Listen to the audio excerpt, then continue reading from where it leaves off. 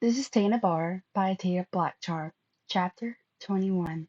Take the kid out for a spin. Summary.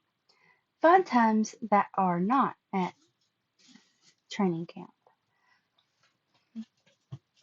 When it was seen that Midoriya was likely taken by the League of Villains, one of the first things that Shota did was make sure the area was secure. He felt a weight lift when it was seen as secure, and there was no sign of villains anywhere. Also, Nezu himself has said it was unlikely there has been a attack considering the extra security measures they took in scheduling the training. The training camp continued.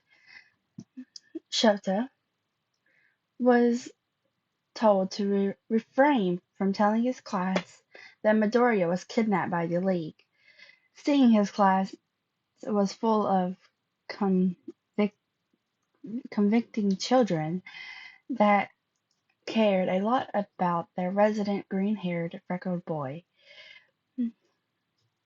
He was he wouldn't he wouldn't put it past them to go look pus, he wouldn't put it past them to go on a search for him, especially once they found out that villains had him. He didn't need more missing children. All all Class 1A and 1B knew that Midoriya was missing. 2 days after Izuku realized that he missed the training camp trip, Dobby sat next to him and said, "Gradu- gr- gradu- Congratulations. Gra- gra- I know the word.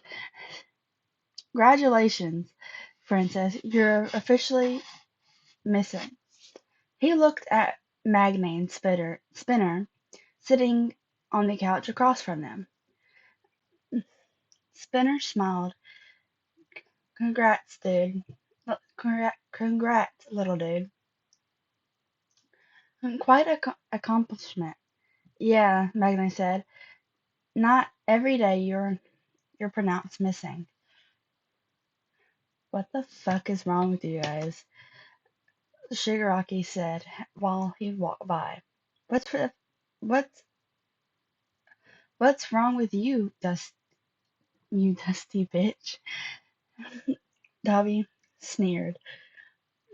Izuku saw Da- Izuku saw Shigaraki's jaw clenched while Dabi was still smiling. The green-haired boy knew that Shigaraki and Dabi did not necessarily get along, and Dabi never let an opportunity to mess with the other. So it wasn't the first time he found himself between the two having a standoff. Luckily, Kirigiri always managed to prevent someone getting decayed. And so when a little warp gate appeared once again, Izuku looked back across looked back looked over the back of the couch back at the bar, gave Kirigiri a small nod and smiled. He was happy that he got a nod in response. The next day, everyone was laying around. Kirigiri was out for food. Twice Toga and Izuku were on the floor. Spinner and Magne were on the couches. Shigaraki sitting on the ottoman. I don't know what that is. Um, Dabi was in him. Hi, Dabi was in his self-proclaimed seat, while Compress was sitting in another seat. Each made no sign of moving anytime soon. From our spot on the floor next to Izuku, Toga sighed. I'm bored. You can always attack. You could always attack Class 1A, like Shigaraki did earlier this year. Davi suggested, although he he sounded like he was making fun of Shigaraki. With a smile, mm, he had told them any told them anything. Toga huffed and scooted over to Izuku. But Izuku-kun is right here. Yes, she has a point. Compress said from his seat. I do believe that the young hero is more than enough. Also, I believe the other young heroes would become much troublesome than Midoriya here. You're right, Sh- Shigaraki said, not looking up from his gaming console. All the others look fucking annoying, including the explosive brat. So attacking 1A out of the question, I'm guessing? Um, yeah. So attacking 1A is out, I'm guessing? Dolly asked. A resounding yes was what he got in response.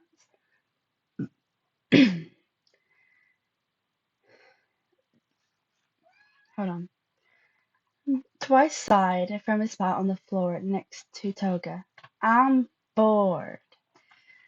Izuku couldn't help but laugh at the ridiculous situation, especially when there was a flurry of movement once Kirigiri returned with food. Kronk, hush. Shigaraki paused when he came across Toga trying to teach Midoriya how to throw a knife. Spinner was also there, the three of them seeming to be a good distance from the wall, and Toga was showing the boy what should be a proper form. Toga actually quite serious as she showed him, although she was still smiling and squealing when when his oh my god.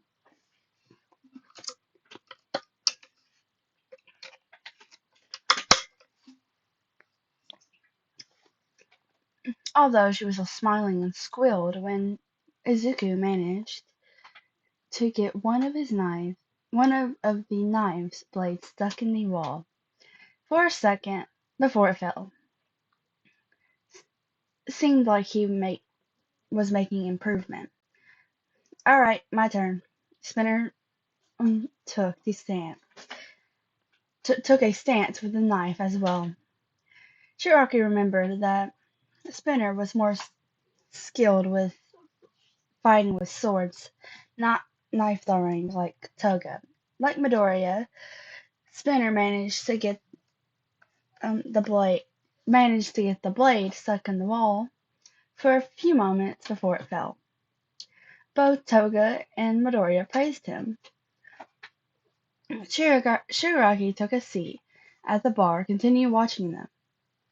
Toga, it turned out, was a good teacher when it comes to knives. No surprise there. She was passionate about them. Even,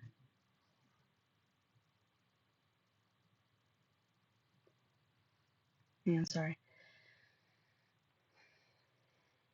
Where was I?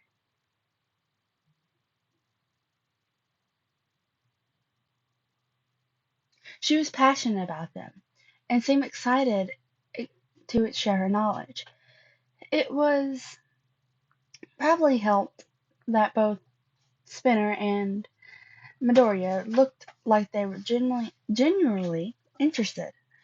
The both of them, the both of them listened carefully, and Midoriya didn't seem afraid to ask questions. Kirigiri, um, Kirigiri Shigaraki said.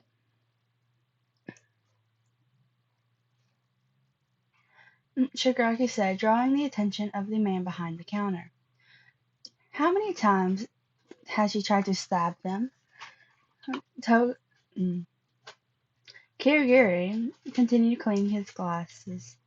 Only 5 times, but both times Spinner and Midoriya managed to evade it. It didn't seem to bother. They didn't seem bothered by it.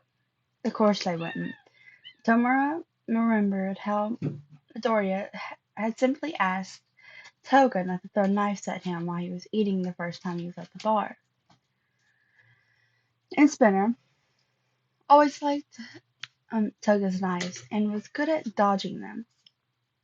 Over the next hour or so, both students of Toga had seemed to improve, and when they were done, both Toga and Spinner decided to show Midoriya a friendly fight. The boy's eyes were bright as he watched mm, Spinner and Toga fight. Spinner, mm, Toga was quick with trying to come close and slash and Spinner with with her knives, while Spinner used his swords to block it and occasionally tried his own attacks.